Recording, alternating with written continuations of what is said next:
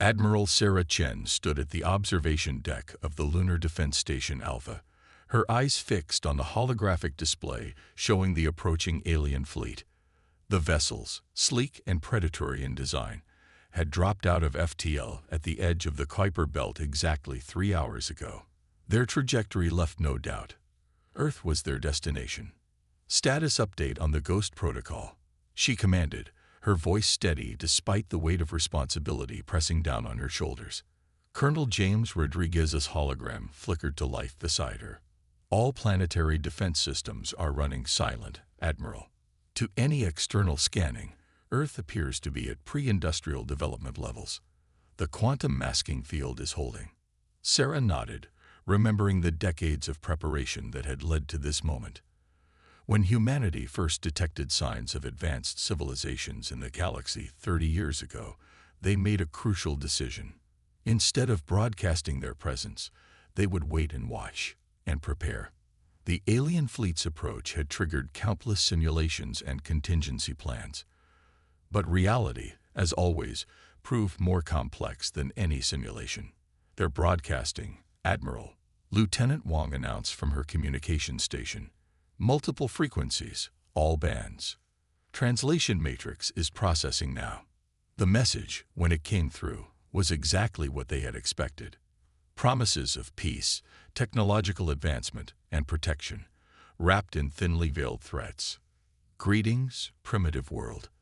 We are the Zoraxian Confederation, bringing enlightenment to developing species. Your world has been chosen for uplifting. Resist, and we will be forced to demonstrate our technological superiority. Accept, and we will guide your species to the stars." Sarah allowed herself a small smile. The arrogance in the message confirmed their intelligence assessments. The Zoraxians had a pattern. They targeted worlds they believed to be technologically inferior, offering protection, while essentially turning them into client states. "Send the prepared response," she ordered. "Audio-only, low-tech transmission methods." Earth's reply was simple, transmitted in dozens of human languages using basic radio waves. "We welcome peaceful contact with other species. Please maintain your current position while we prepare our leadership for discussions." The response was calculated to reinforce the Zoraxians' assumptions.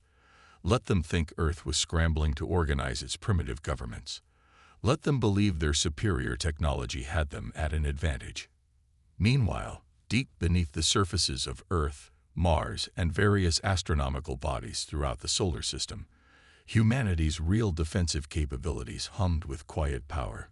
Quantum-linked weapon platforms, phased space disruptors, and swarms of nano-fabricated defensive units stood ready.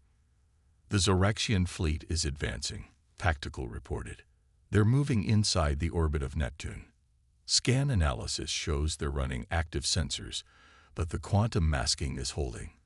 They're seeing exactly what we want them to see."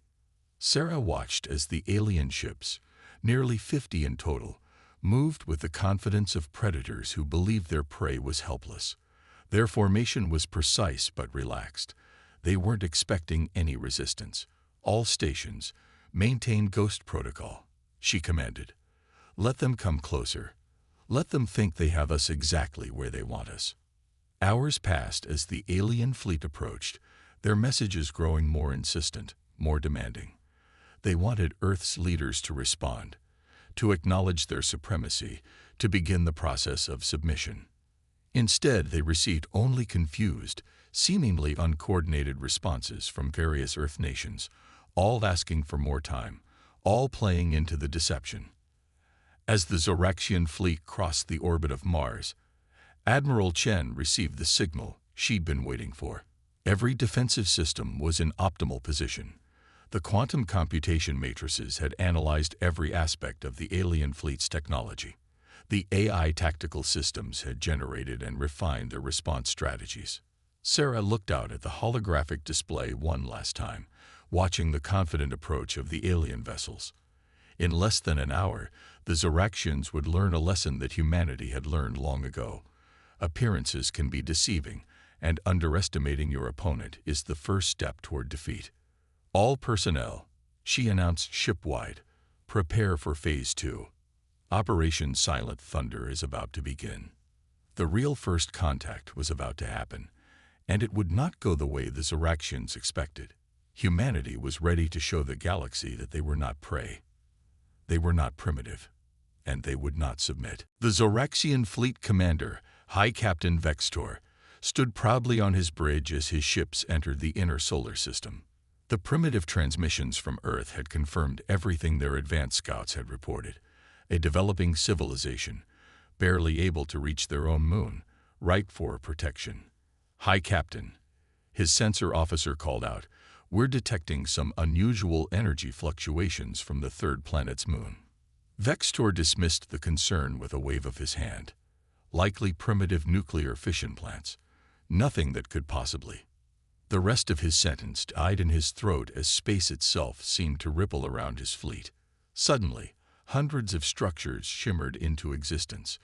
Defensive platforms, automated weapon systems, and military installations that had been completely invisible moments before. In Lunar Defense Station Alpha, Admiral Chen gave the order they'd been waiting to deliver. Initiate quantum shield revelation. Let's show our visitors what they're really dealing with. The quantum masking field that had hidden Earth's true technological level dissolved like morning mist, revealing the solar system bristling with defensive installations. Massive orbital platforms hung in geosynchronous orbit around Earth, their weapon systems tracking the Zoraxian fleet with perfect precision. The moon's surface now showed its true face, not a barren satellite, but a heavily fortified military installation. Send the real first contact message, Chen ordered. Full spectrum, all frequencies. Lieutenant Wang's fingers danced across her console. Transmitting now, Admiral. The message that reached the Zoraxian fleet was nothing like the primitive radio signals they'd received before. This was a quantum-encrypted transmission that cut through their communication systems with surgical precision. Attention Zoraxian Confederation vessels. This is Admiral Sarah Chen of the United Earth Defense Force. Your assessment of our technological capabilities was incorrect. We have monitored your expansion for years, watched as you subjugated other developing worlds under the guise of protection. That ends here. On the Zoraxian flagship, alarms blared as their sensors registered the true extent of Earth's defensive network. Their tactical displays showed weapon systems far more advanced than anything they possessed, powered by energy signatures their scientists had theorized but never achieved. Impossible, Vextor whispered, watching as his tactical officer's display showed the analysis of just one Earth defensive platform, quantum phase weapons, graviton shields, and computing power that dwarfed their own. Back on the lunar station, Colonel Rodriguez reported, "All defensive systems are locked on target, Admiral. The Zoraxian fleet is completely surrounded." Sarah nodded, but her expression remained grave. This was the most delicate part of the operation, showing strength while avoiding unnecessary bloodshed. Deploy the containment field. Around the Zoraxian fleet, space itself seemed to solidify as Earth's quantum field generators created an impenetrable barrier. The alien ships found themselves trapped in a bubble of modified space-time, their engines powerless to break free. Their weapons are charging, Tactical reported. They're attempting to break the containment field. Let them try, Sarah replied calmly. They'll soon realize that their weapon technology is several generations behind ours. The Zoraxian fleet opened fire, their energy weapons splashing harmlessly against the quantum containment field. Each impact was absorbed and analyzed, the defensive systems adapting and strengthening in real time. Send the second message, Sarah ordered. This time, when Earth spoke, it was with the full authority of a superior force. Your weapons cannot penetrate our defenses.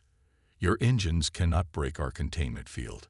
You have two choices: stand down and prepare for diplomatic negotiations, or continue this futile display of aggression and face the consequences. In the tense moments that followed, Sarah watched the alien fleet closely. This was the crucial moment. Would they accept the new reality, or would pride drive them to destruction?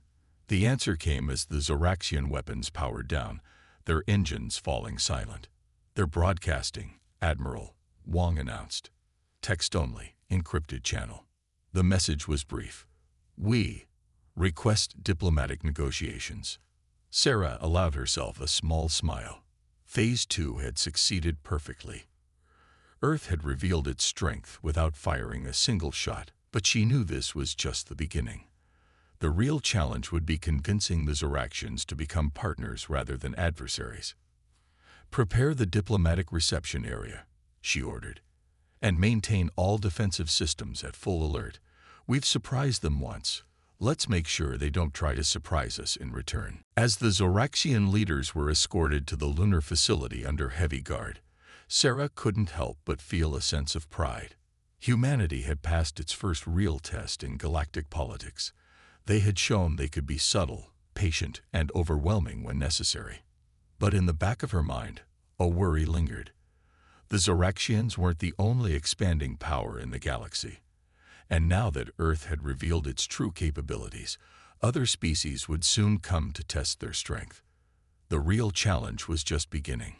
The diplomatic chamber within Lunar Station Alpha hummed with tension. Admiral Chen sat across from High Captain Vextor, their respective delegations flanking them at the quantum crystalline table. The surface of the table displayed real-time translations, eliminating the need for vocal interpreters. Your deception was impressive, Vextor admitted, his metallic scales shifting with barely contained agitation. But you must understand our confusion. No species has ever hidden their technological advancement so completely. Sarah leaned forward, her expression carefully neutral. We had good reason. Your Confederation's history of uplifting spoke for itself. We chose to wait, to watch, and to prepare. The meeting was interrupted by an urgent signal from Earth Defense Command. Colonel Rodriguez's hologram materialized beside the table, his expression grim. Admiral, we're detecting multiple quantum wake signatures at the edge of the system. They're not Zoraxian. Before anyone could respond, the quantum sensors blared with new alerts. Massive ships were appearing from fold space, their designs unlike anything in Earth's database. They dwarfed both the human defensive platforms and the Zoraxian vessels. Vextor's scales paled to a silvery white. The Dominion, he whispered. They followed us. Explain, Sarah demanded, already sending silent commands through her neural interface to bring all defensive systems to maximum readiness. The real reason we've been expanding, gathering client species. Vextor spoke quickly now, fear evident in his voice. The Dominion is consuming entire sectors of space. They don't negotiate, don't communicate. They simply arrive and assimilate. On the tactical displays, the new arrivals were taking up attack positions. Their ships seemed to absorb light itself, their surfaces rippling with strange energies that confused Earth's advanced sensors. Full defensive deployment, Sarah ordered through her neural link, and released the Zoraxian fleet from containment. If they're telling the truth, we'll need every ship we can get. The Dominion ships launched their first attack without warning or demands. Beams of impossible darkness lanced out, attempting to pierce Earth's quantum shields. The defensive networks responded automatically, adapting and strengthening, but the strain was evident. Their technology, Colonel Rodriguez reported, it's not just advanced. It's wrong. Like it's operating on different physical laws. Vextor stood, his previous arrogance replaced by desperate urgency. Your defensive capabilities are impressive, Admiral, but they won't hold for long. The Dominion, they've consumed thousands of worlds, dozens of species. Each victory makes them stronger, adds new technology to their collective. Sarah watched as the first line of Earth's quantum shields began to fluctuate under the assault. You've fought them before. What works against them? Nothing works for long, Vextor replied. They adapt. But we've never seen defenses like yours. Perhaps. A new alert screamed through the command network. The Dominion ships were launching something, not weapons, but vast clouds of microscopic machines. They moved like living smoke, probing Earth's defenses. Nanite swarms, Vextor explained. They infiltrate systems, rewrite them from within. It's how they. But Sarah was already moving. Initiate Protocol Omega, she commanded. Throughout the solar system, quantum computers that had been lying dormant sprang to life. Earth's own nanite defenders deployed, engaging the Dominion swarms in battles too small for the eye to see but massive in implications. We prepared for something like this, Sarah explained to a stunned Vextor. We knew there would be threats we couldn't predict, so we built systems that could adapt, evolve, respond to any attack. The space around Earth became a battlefield of light and shadow. Dominion weapons clashed with human defenses, while at the microscopic level, armies of nanomachines waged war across the void. Your ships, Sarah turned to Vextor. Can they be integrated with our defense network? We'll need perfect coordination to have any chance. The Zoraxian commander hesitated only for a moment before nodding. Yes, whatever you need. The Dominion. They're everyone's enemy now. As Earth's defensive AI began linking with Zoraxian systems, creating a unified command network, Sarah felt the weight of the moment. This was why humanity had hidden, had prepared, had developed technologies beyond what anyone expected.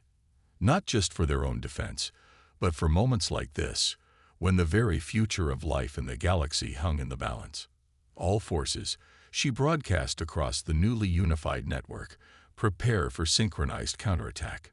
Today, we fight not just for Earth, not just for the Zoraxian worlds, but for every species that values freedom and self-determination. The battle that would decide the fate of two civilizations, and perhaps many more, was about to begin. The void between Earth and Mars erupted with energy as human and Zoraxian ships engaged the Dominion fleet. Admiral Chen watched from the enhanced tactical display as the combined fleet executed maneuvers that would have been impossible just hours ago. The quantum link integration between their forces had created something entirely new. A hybrid fighting force that combined Zoraxian tactical experience with Earth's advanced technology. Dominion vessels are adapting to our weapon frequencies, Colonel Rodriguez reported, his hologram flickering as another wave of dark energy washed over the station's shields. But our predictive algorithms are staying ahead. Barely. Sarah watched as the battle unfolded across multiple dimensions of space and technology. In normal space, ships danced and fought with devastating weapons. In the quantum realm, AIs and computer systems dueled with impossible speed. At the nanoscale, swarms of microscopic machines fought for control of ships and systems. Their adaptation rate is increasing, Vextor observed, his scaled hands moving quickly over the tactical controls. Each attack teaches them, makes them stronger, just like all their previous conquests. Sarah nodded, but a plan was already forming in her mind. Then let's teach them the wrong lessons. Lieutenant Wong, execute Protocol Hydra. Throughout the battlefield, Earth's defensive systems began to change.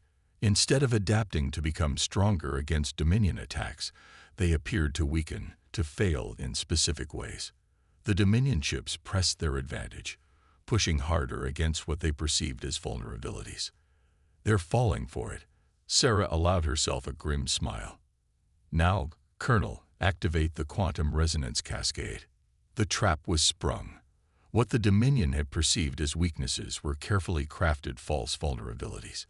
As they poured more power into exploiting these apparent weaknesses, the combined human-Zoraxian fleet launched their real attack. Quantum resonance waves rippled through space, targeting the exact frequencies the Dominion had shifted to. Their own adaptations, their own learned responses, became their greatest weakness. Ships that had seemed invincible began to shudder as their systems turned against them. By the first star, Vextor breathed, watching as the supposedly invincible Dominion fleet began to falter. You led them into a trap within a trap. But victory wasn't assured yet. The Dominion ships, despite their setbacks, were launching new attacks. Dark energy tentacles reached out, trying to physically grasp and crush their opponents. The nanite swarms regrouped, forming new patterns never seen before. They're desperate now, Sarah observed. and that makes them more dangerous. All ships, execute dispersal pattern Delta. Prepare for close-quarter combat. The human Zoraxian fleet broke apart into smaller battle groups, each operating with perfect coordination thanks to the quantum network. As the Dominion forces tried to adapt to this new threat, they found themselves facing not one united enemy, but dozens of smaller, equally lethal ones. In the midst of the chaos, Sarah noticed something strange in the tactical data.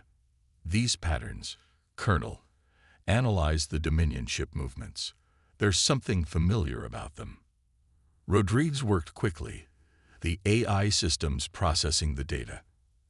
Admiral, their movements, they're becoming predictable. Almost algorithmic. Vextor leaned forward, his yellow eyes widening. Of course, they learn, they adapt, but they can't create. They can only build upon what they absorb, and they've never encountered anything like our combined forces before. Sarah understood immediately. The Dominion's greatest strength, their ability to adapt and absorb, had become a weakness.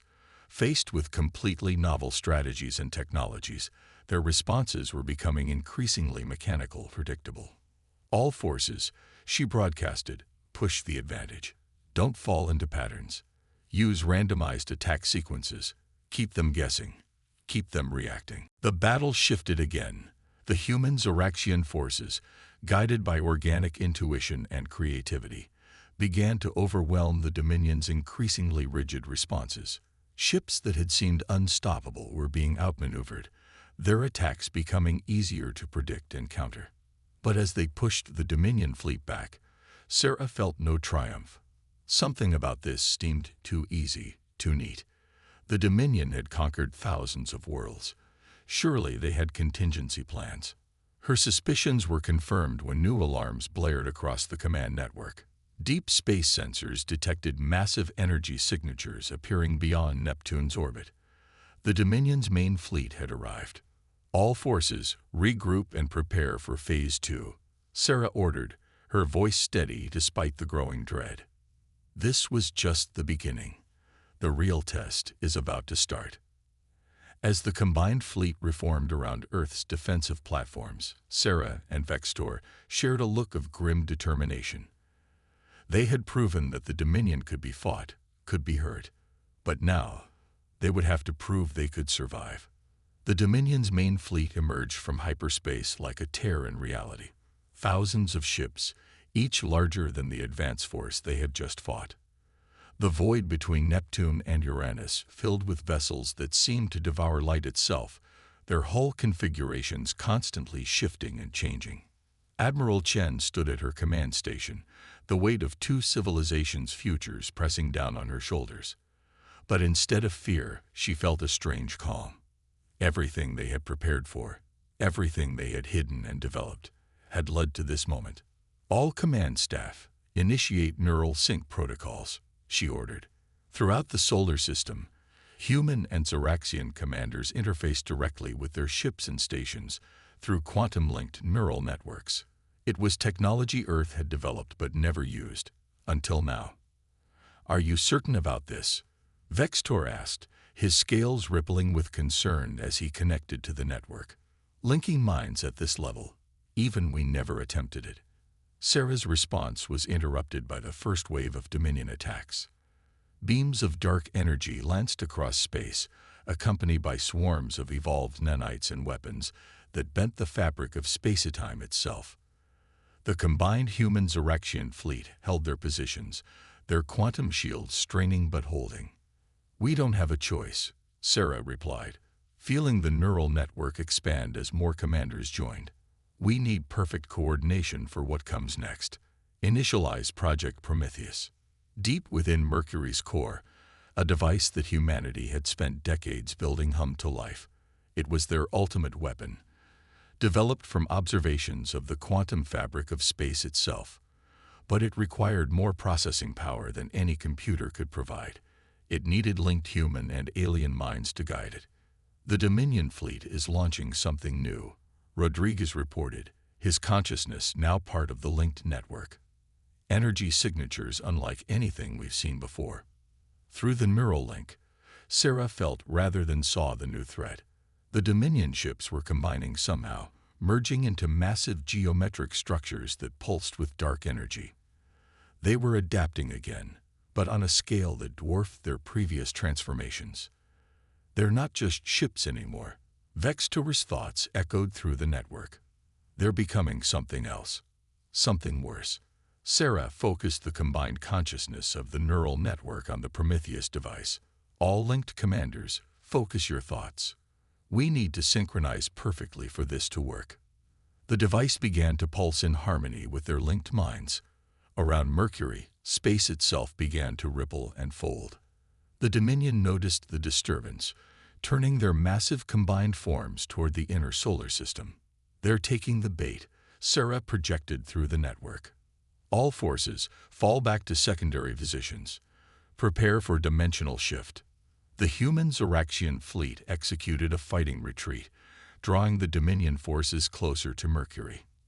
The massive alien constructs followed, their confidence evident in their direct approach.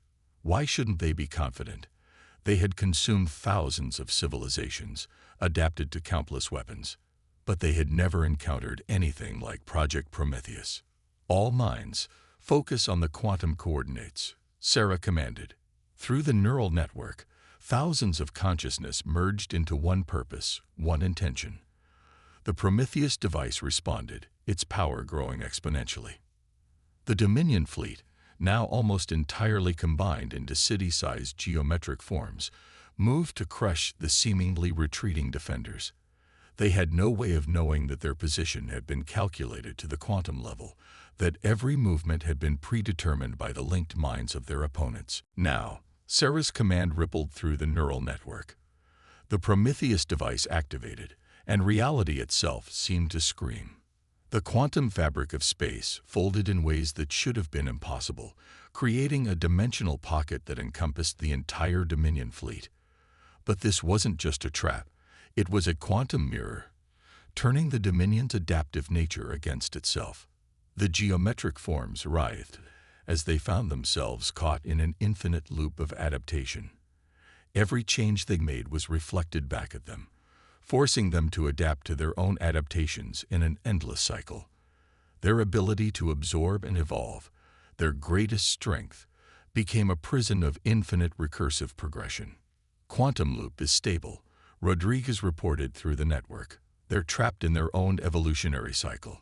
Sarah felt the strain through the neural link as thousands of minds worked to maintain the quantum prison. Begin final phase. All ships. Attack positions. The combined fleet moved with perfect coordination, their weapons targeting specific points in the quantum loop. Each shot, each attack was calculated to resonate with the Dominion's own energy signatures, amplifying the recursive effect.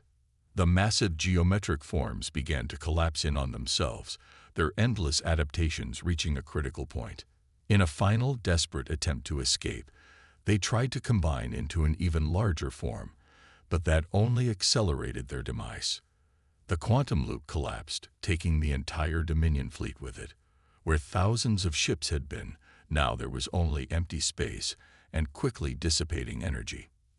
As the neural network began to disengage, Sarah felt the exhaustion hit her, but there was also something else, a sense of connection, of understanding between humans and Zoraxians that went beyond mere alliance.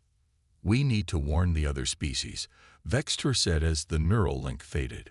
There could be more Dominion fleets out there. Sarah nodded, already thinking of the future.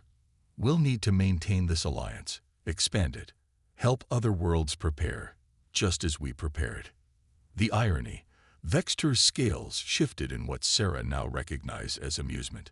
We came to uplift you, and instead we all lifted each other. Sarah finished. That's the true strength of sentient species, not just adapting, but choosing how to adapt. Growing together instead of consuming each other. As the combined fleet regrouped around Earth, Sarah knew this was just the beginning. The galaxy was larger and more dangerous than anyone had imagined, but they had proven that with preparation, cooperation, and the right balance of caution and courage, even the greatest threats could be overcome. The age of hiding was over. Now it was time for humanity to step into the galactic community, not as conquerors or victims, but as equals ready to face whatever challenges the universe had in store.